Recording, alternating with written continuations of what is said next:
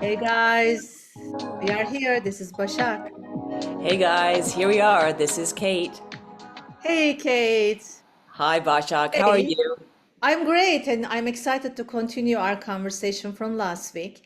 Last week we started talking about living the practice, and today we are continuing with that conversation as part two. Part two. For those who don't know us, we are both yoga teacher and therapists, and we compiled some of the questions that we've been encountering throughout our journey, and we're going to ask those questions to each other and see what happens. I forgot about the questions, so let's Oh, look at them and yes. yeah, let's I have improvise. them. I have them and I can ask so this is the continuation of questions people have sent in.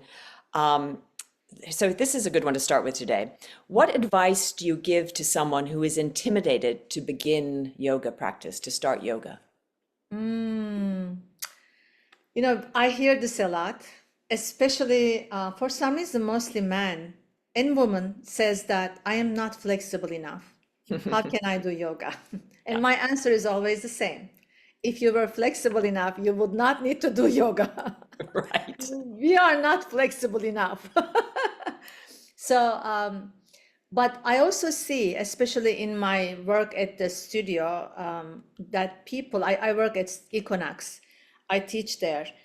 uh, People sometimes, especially beginners, jump into classes that are for a little bit more advanced people, and then they either get discouraged or they get, God forbid, injured because they haven't developed the body awareness yet. Yeah. So I would say, there is a lot that goes into yoga practice. It's not just really body awareness, but also listening. I see that with the newer people, this comes up a lot that even the older people, they've been doing it for a while, they don't listen well. So Right. when you don't listen, you don't get, alignment cues. And then you can actually do something really not good for your body. And in a big classroom, it's usually hard for teacher to see you and all the time watch you and correct you. So Yeah. my suggestion would be start slow. Even if you find it so boringly slow, go to an alignment class, go to a basics class, learn the basics first, then move after that. And B, if you can, take a private instruction first. That is so valuable. I cannot even tell enough Yeah. because you really get to have this one-on-one time with a teacher with a keen, observant eyes to see what's happening in your body, point out some of the differences, imbalances, so that you can actually, learn to work with your own body. Yeah. What do you think? I think that's brilliant, and I agree with every single thing you said. I do. I do. And it's You. having that one-on-one experience, even if you just do one class, because that person can show you what your habits are. Because we all have habits that we need to undo, and that's part of yoga is undoing these habitual patterns, and so that we are aware of how we move. And many of us are not aware, even if we're, high functioning athletes, you may not be aware that you always do Mm, this with your foot or do it. So I think it's very important. The other thing I was thinking of, and just another way to look at it, is that if you're intimidated, sometimes if you have a friend, go with a friend to the class because then you have someone to sort of debrief afterwards. And again, as you said, go to a beginner's class, go to an easier class. But then it's also joyful because you're doing an activity with a friend. mm, Um, I would also I say that I was going to say this, but I don't know. Well, first of all, find a teacher that you like. So you do have to sort of experiment, mm, because there's so many teachers out there, so many with different styles, different voices. And, if you go to one class and you don't like the teacher, and it does not mean like because you don't like the person, but you just don't like their style. There's so many out there. So just be open to keep on looking. And I was going to say you can also check out online, but there's dangers online. But if you don't know anything about it, For a beginner, yeah, I'm a little nervous with yes, online because I again, there know. is no teacher to kind of help you, Guide. Yes, I guide agree. I you. agree. So I take that back. But I was thinking like in terms of just if you're totally nervous and you don't even know what it entails, if you just sort of went in and listened about yoga, you didn't practice, but you just kind of watched or observed some things, that might give you a little bit of sense of what it was about. Um, Yeah, I mean, this is yeah. reminding me when I first started yoga, I think I did this beginner series at Oh, yeah. Jivamukti. Oh, Jivamukti. And Oh, yeah, I and it love their felt class. so intimidating to me because before I did that, I went to a regular class and they didn't have levels, they just had a class. Yeah. And people were standing on upside down and doing all this crazy stuff, right? And I was like, oh my God. Yeah. And then I realized quickly, okay, I need to go to a beginner series. And I did that. So I did that for a while. And then I switched to hot yoga. I was doing Bikram for a long time. Mhm. And then I went into the vinyasa and hatha direction. And now for my physical asana practice, pretty much all I do is Iyengar. Yeah. So Yeah. you see how you evolve and change throughout the years, and preference might be different. So why not explore all of them and see what fits you in this moment? Right. Right. And then be open to changing because it will change. Yeah. Yeah. But that's the beauty of yoga, right? So we are looking for not just flexibility in the body, but flexibility in the mind, most importantly. Most importantly and most difficultly. Is that a word? Yes, Difficultly? No. difficultly. Okay. Second question. All right. Okay, this is interesting. How can you have a yoga practice daily while you have so many other things asking for your attention? How do you fit that in? Mm, You know, this comes up a lot too. And then I remind people when they make a comment like that, I have so much going on in my day. And I really, it's about what you put your mind into, right? So everything is a ritual in life. Getting yeah. up, brushing your hair, brushing your teeth, taking a shower, getting ready, putting the kids to school, going to work, all of these are rituals. And you never question, oh, I don't have time today to do this, right? So if you decide yoga practice needs to become one of those a must do's in your life, and you don't really start every day, how am I feeling about this, right? This is just something that I do. Right. It's one of the routines of my life. Then it becomes easier.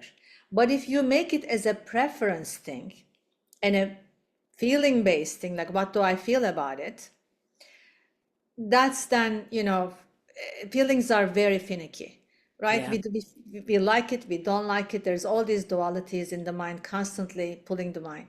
Hmm. So that would be my answer. First of all, you need to get really intentional and conceptually understand the benefits, the reasons why you are doing it, really connect to that, I call it higher intention, right? And then it will become part of your routine. But that Yes. has to be in that mindset. Yeah. That's very, very wise because it can be overwhelming otherwise. But and I think how I manage it too is that um, I'm not, don't beat myself up anymore. Like, so, so I will do, if I can do a half hour practice myself, and just throw something together because I know I want to do it, I go to my mat and I do that, and I don't stress out if I'm not doing an hour or, even 15 minutes is better than nothing. And then as you get deeper into the practice, there's all these other practices like meditation, like mantra. And so all these little things sort of build, and you find yourself all day just coming back to these rituals, right? They ground you. I think that's a question later on that I'm already answering, but about these practices that are just there at your fingertips to help. And that is all yoga. And that is all just keeping you focused and bringing you back to what is my purpose? What am I doing? And trying to keep your, as I've said before, your emotions in check, your feelings in check, keep yourself happy, keep yourself aligned with your life. And so you're not going on so many people are depressed and their days go up and down. And these rituals and these things of yoga keep you at a more equal place during your life. I don't know, that was very, do you agree with Yeah, that? I think you are really explaining it from a higher platform for someone who's been doing yoga for a long time. I mean, it's beautiful. Like what you're describing is where yoga can take you, how Yeah. you can actually live your life, right? Yeah. But if you're a beginner, I say don't give yourself an option. Don't give yourself an out. Yeah. Yeah. Don't make it a preference thing. Just do it. Right. So, Like you said, but if beautifully. you just Just do do it, it. so, but so if you're new at it, so you just say, okay, I'm going to go to this yoga class once a week or twice a week, and you put it on your schedule and it's just there. There. That's it. That's Yeah. it. Yeah. Yep. Love it. Good. Okay. All That's right. like, So, oh, well, here we go. I kind of went into this. So now you should answer this. What are your rituals or daily practices that keep you grounded? oh my God. Yes. Yes. I mean, there is such an array of practices, and I say it's not a preference thing, but it's more of a based on your nature, based on what fits you. You know, your constitution. We learn all of this in yoga, you know, Ayurvedically. Certain practices speak to certain practitioner more than the others. But we should practice everything to find, you know, to format your own practice, right? Right. For me, getting up in the morning and just ground myself with breath work, meditation, gentle movement is a must. I need to start my day with that grounding practice, Mhm. because that practice allows me to let go of not just the previous days, but also even, you know, whatever I experienced during my sleep with the Mm, dreams. mm, Because sometimes you have really vigorous dreams, and you might carry all of that with you when you start your day. So I do these quieting the mind practices to let go of the previous moments so I can become present and start my day as a new day. But mhm. just like you said it, I have a, you know, I take classes, not just only teach classes too. I have certain classes on my agenda weekly that I definitely make it. Mhm. And during the day, that awareness kicks in. Yeah. When am I, how am I breathing now? Which nostril is more open? Or some thought or some emotion happens, some event happens. I immediately go back to like, what am I present to right now? And Yeah. what am I experiencing in this moment? And how can I transform that something may be perceived as negative or harmful to myself? Because everything that we think, everything that we speak is an energy and it affects our vibration. So Yes. how can I then, you know, how can I be aware of my own internal dialogue and maybe, you know, transform that dialogue to something more useful or something more in, you know, helpful for my path. um, and I have to say, working with students that I have and teaching classes Mhm. is such a blessing for me because they make you, they Yeah. actually force you to become this clearing, Hmm. to be able to see people as they are Hmm. and to extend your love and support as they need. Yeah. Yeah. So I feel very lucky that I'm able to live the practice in this way. And then at nighttime, I just should say, you know, I do my yoga nidra. We do dream work. You and I are doing that, Mhm. recording our dreams. We do these special practices to go back, visit our day, and Yes. undo some of the, again, negative experiences. I mean, there's a lot that we do. And Yes. I don't say that everybody will do this. You know, Right. everybody has their own life and rituals, but again, it's just creating this little ritual that helps you come back to yourself Yes. from being constantly out there. And Yes. that's to me just so beautiful. It is so beautiful, and it's amazing. Can I just do a follow-up question for you since you've said it so well? What happens if you're extremely busy and you wake up late Yeah, and yeah, and you don't get to do that morning thing, and suddenly you have to jump and you have to jump on the train and go to a class. yeah, How yeah. how do you Sometimes, fix that for yourself? What do yeah, you do? then like there's early classes. Sometimes there's really no place because sometimes prefer my sleep to the practice too if I need to sleep, right? So what I do is if I'm like, for example, going to a place to teach, to work for anybody that's involved, even on the way in the subway, I just close my eyes for a moment and connect to my breath. Just a Mm, few deep, long breathing to just bring again my energies, first of all, calm down to yes. from parasympathetic, this rushing and getting to place to more of a sympathetic, just relaxing, resting, digesting, and becoming prepared. And then I listen to podcasts. I listen to podcasts that are spiritual podcasts, that are yoga podcasts, that uplifts my soul, give Hmm. me more new information. And then I always this ritual. At some point, I study one of the sutras. I just look one sutra during my day. At nighttime, whenever I can get a hold of that one, the book that we study, Bhagavad Gita. Yeah. I just open a sutra, and usually that sutra coincides with whatever I'm going through in that day and gives me some information because that's why they are this incredibly transcendental text that applies to every time, every situation, every person. So Hmm. I have already these type of small little things that I don't need a 1 hour, 2 hour practice. Yes. Yeah, that helps me ground it. Yeah, yeah. And I think I love that your answer. And I would also add that I don't know if I used to sort of beat myself up a little bit if I wasn't doing everything, and so I've also started to forgive myself, we're busy people, and you can only do so much. So that's another thing, because it's just a waste of time to feel bad that you didn't do the practice. In that time you're feeling bad, you could do a practice. So, Well, that's the thing, right? Like Yeah. we learned that the age that we are living in is called Kali Yuga.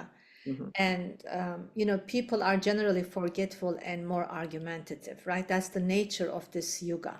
And we Mhm. want to bring that energy of, we call it this like dull, ignorant, or extremely passionate energy to the mode of goodness, mode of lightness, Mhm. right?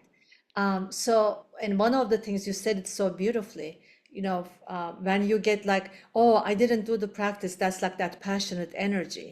Mhm. Or not doing the practice and, I don't care. That would be like this ignorant kind of a dull energy. How can I balance these by saying, I am grateful for whatever I get to do today, and I still have time, right? Time is so relative. Again, Yeah. we all can find time. There's a time when you're walking from A to B, Mhm. you can just bring awareness to each step that you are taking, how Mhm. your body is feeling. That is in itself is yoga, right? Yeah. Bringing the awareness, pulling it Yeah. within. Yeah. So, and one thing that I say that is really powerful for me when I first started this practice, Sankalpa, creating an intention for your day. Mhm. Absolutely. We realize when we do that practice, when we every morning, just for 10 minutes, you know what your day is going to be look like pretty much, right? You have some idea. Let's create an intention that actually help you move through that day with grace and ease, right? Whatever that intention may be, it's uniquely yours. That was so profound and powerful for me. I was at corporate world, right? Mhm. And I didn't realize until then I can actually have a say in my experience rather than constantly be combat, Reactive.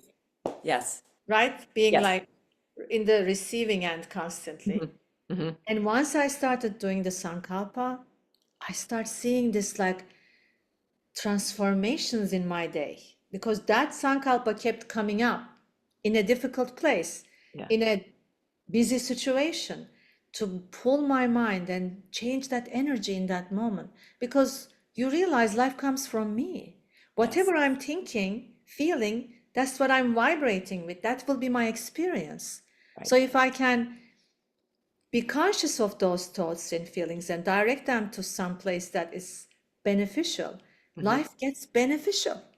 So So that can was I a big ask you, one. can I do another follow-up question, I feel Bashak? like I'm being Um, interviewed. I want I to hear know. from you. I know, no, but because it's so interesting. So, could you or do you remember a specific Sankalpa, just for people who don't do this, when you're in the workplace, like something like something that you would have said to yourself at that time that would have helped you move with grace and ease through that Yeah, day? I mean, the first sankalpa ever I've created, I think, was I am relaxed. Oh, It's a That good, was like simplest as you can go, but the yes, most effective. yeah, No matter what shows up, I'm relaxed. yeah, That yeah, was life changing to me. I did not need to be like, oh, like, this like yes, anxiety state, right? In every situation. Then yeah. for a while I have time.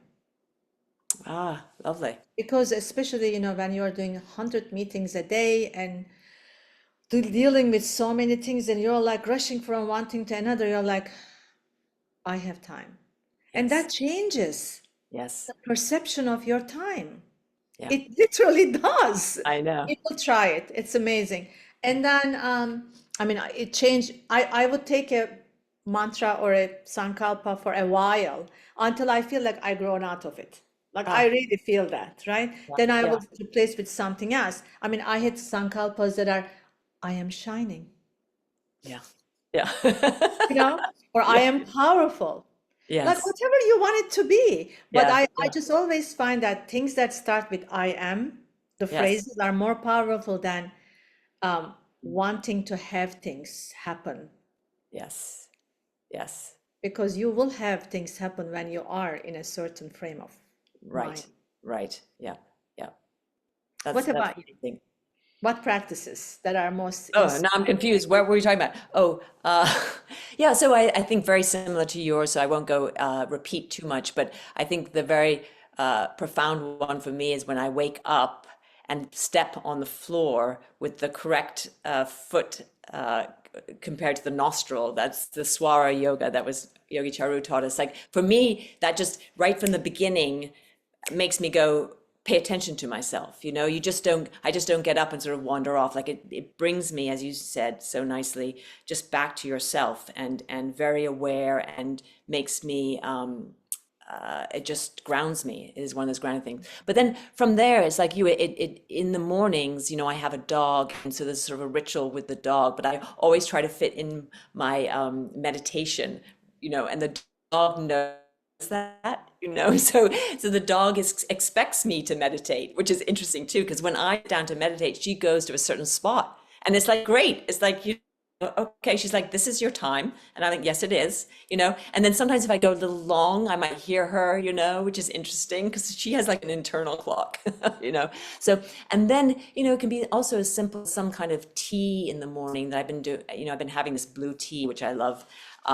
That kind of thing is a ritual because it sort of brings you back to yourself, which is something very easy to do. And then during the day, you mentioned this, but if something is freaking you out or I'm upset about something, nature, just taking a moment in nature. And you can do, even in New York City, you can look at a beautiful tree that's there, or something. So, and then there's all these other practice mantras, sometimes when I can't sleep at night, even if I use Yoga Nidra, which usually helps, I sometimes just repeat and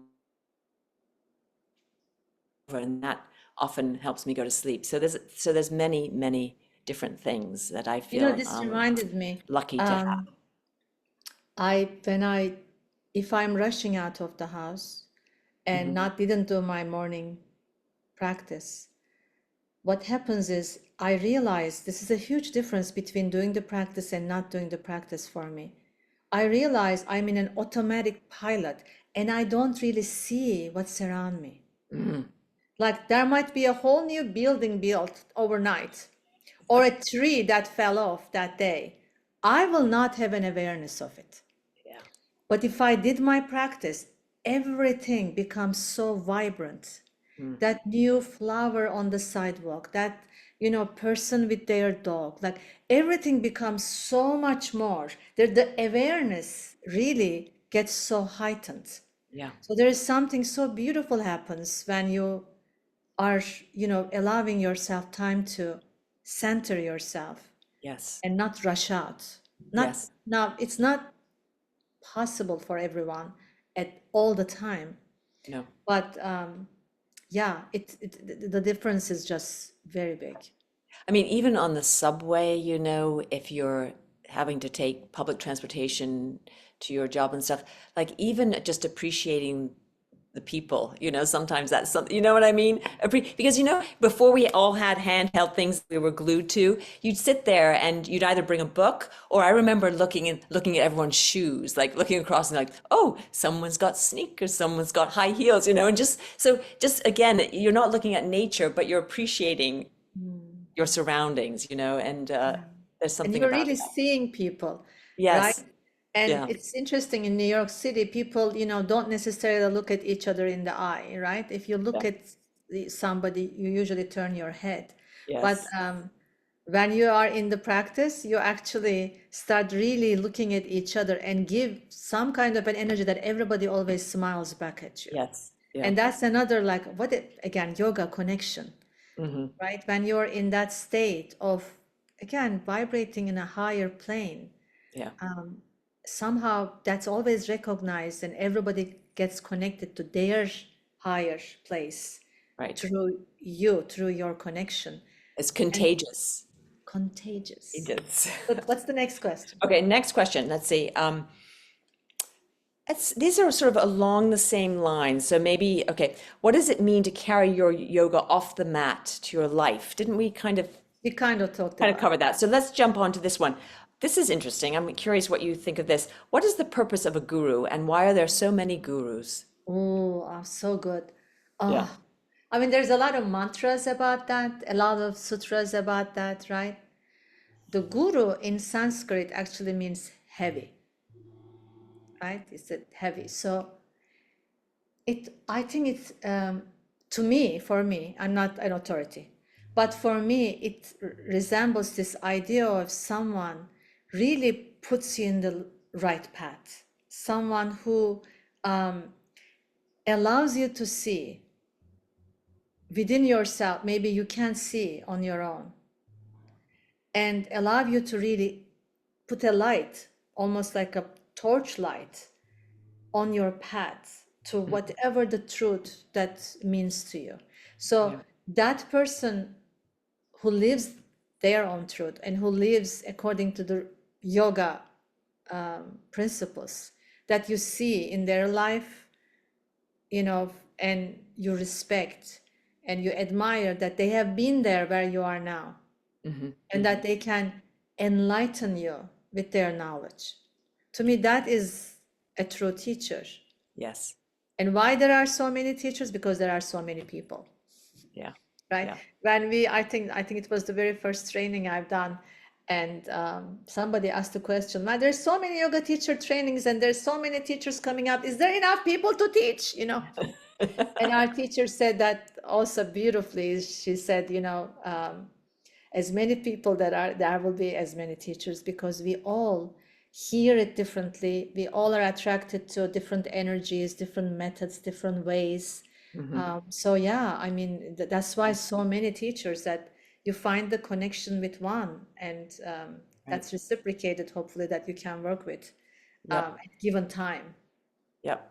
I agree, and I think the whole thing about a guru is that their inspiration. It's aspirational to be like them, because when you're in the presence of somebody who really has done the practices, it's palpable, and you really understand that this is just not an intellectual exercise. This is an entire, energetic way. Embodiment of the Yes, practice. embodiment, absolutely. And so, I mean, I think most people can understand that from like the Dalai Lama. Obviously, not many people have been in the room with him, but if you hear him speak and you feel that love, that energy, and there's many gurus, there's many teachers out there that have, maybe not to his level, but maybe past his level, but they're out there, and when you encounter them, you feel it. So, Mm, yeah. beautiful. Yeah. All We right. love our teachers. We do. This is our last question for today, which is about good timing. So, what are some of the most profound transformations you've witnessed in your students or clients through your yoga? God. Yeah, I know. Again, do you have time? Over the years, oof, Yeah. huge transformations. I witnessed lifestyle transformations, such as career changes, Mm. big geographical moves, um, status changes in relationships from single to married with Mhm. kids.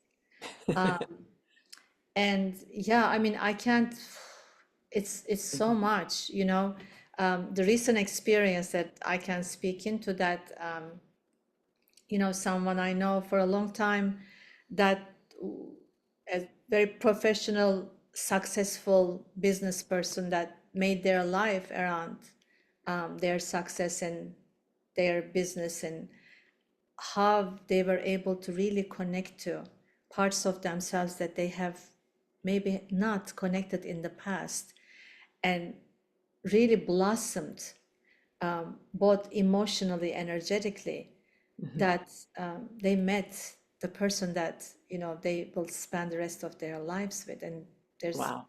few of those examples, really, Yeah. uh, that they haven't met that person for years and years and years, and then all of a sudden through the practice, because I really truly feel that yoga practice, the connection that you feel within you allows you to create a connection with somebody else.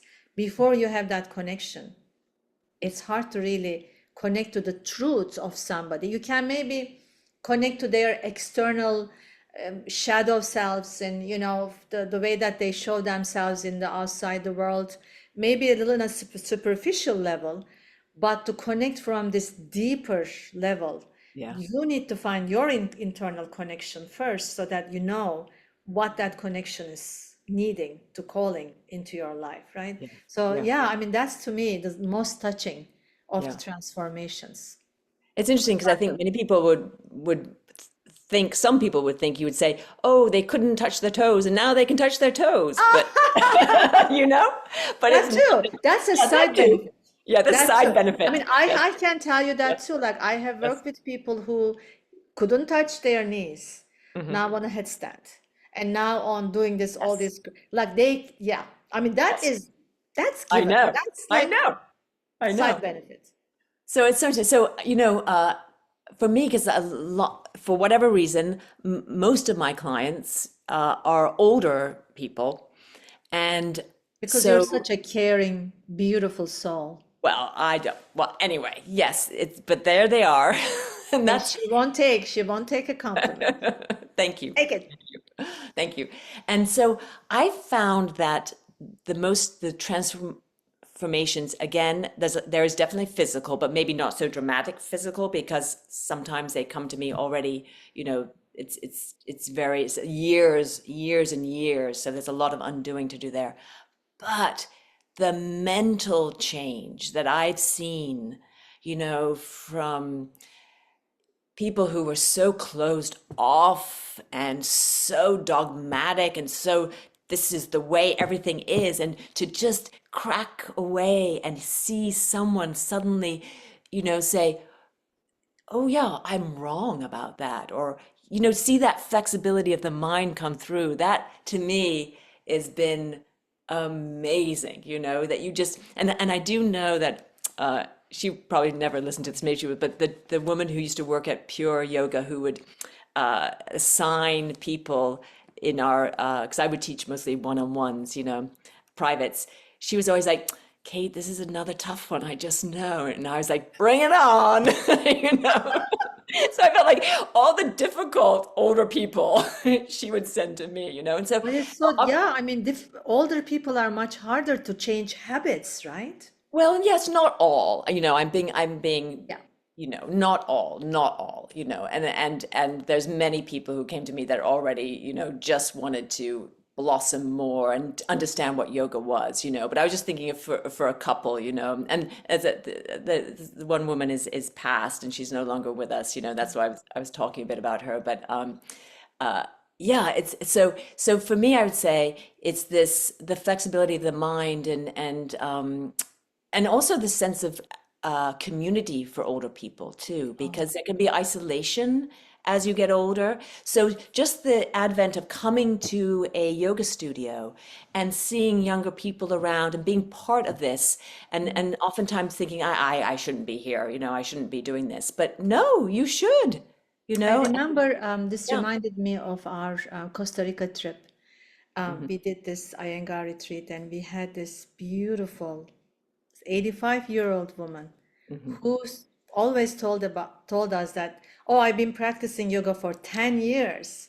So she started at 75, Yeah. and she was there with all of us having a blast. She's passed now. Yes. May she rest in peace. Wonderful soul. Yes. That was such an inspiration to me. You can do this in any age, and you can create a community. I mean, remember we met with her, we had dinners with her when we come back. I mean, I what a lovely human being, what a I know. smart, beautiful lady. I know. So, yes, that is so inspiring, Yep. especially I feel like in New York City, there's so many lonely people at an Yeah. older age. You want a community, come to yoga class. Yes. Absolutely. Absolutely. 100%. Yeah. I think we are at time. Okay. Well, there we go. There we go. Um, I mean, we could talk about yoga and benefits and everything for many, many, many, many sessions, but I think Yes. this is good for now. This is good Um, for now for sure. and Yes. always great to connect with you and remember uh, Yes. all these beautiful things about yoga and be able to share it. So thank you. And thank you to the listeners for spending your time with us. Yes. Yes. And if you have any more questions, please put them in the chats. We'll do this every once in a while, answer people's questions. So please keep those questions flowing. Beautiful. And hopefully one All of right, these let's days we'll do a dance our live way. session. Oh, that would be fun. Okay. That would be fun. All right. All right. Bye, my Bye. friend. Bye, Bye bye. everyone.